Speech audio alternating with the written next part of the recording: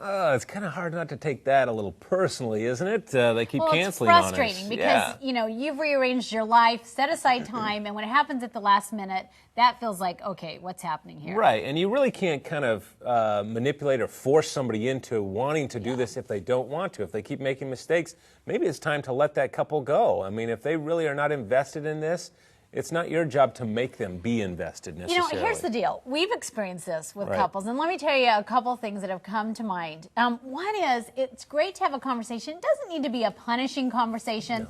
No. It can be, you know, an honest one. You can say, wow, you know, this is a little disappointing. I was really looking forward to our time together, and, you know, cleared my schedule to make this possible.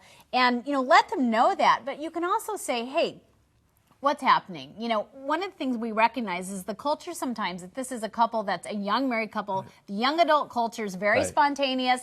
They're used to canceling on each other at the last minute. So you can kind of have a sense of humor and, you know, and say, look, you know what, we're not hip and young and this doesn't happen to us all the time, so we're trying not to take this personally. Use humor, but you also want to use it to check it out.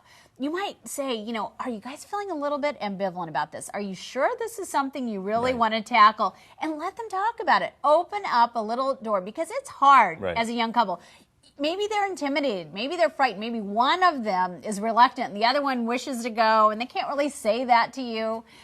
Try to get a little bit on the table without being punishing. This may be your mentoring moment with this couple. You know, this may be it. You may be coaching them even on this moment. Right. Now, there might be a situation where you have a couple that is in a true crisis. Exactly. And they're canceling because they don't want to face up to the hard work they need to do.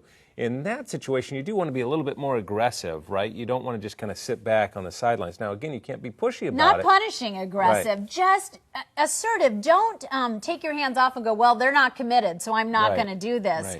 Begin to understand, wow, there's something fragile going on here. There's something preventing them from wholeheartedly jumping into this. It might be maturity, it might be, you know, life phase, but it also could be a deep relational issue. And try to get at the heart of that. And I know of a mentoring couple who said, you know, we had a couple like this and we just showed up. We just brought dinner and we just showed up. And they said, look, we brought it in containers to go so we could drop it off and say, hey, we thought at least this is a way we could be helpful to you guys. But they ended up staying around and they had quite a nice session for a couple hours together. So don't give up too soon.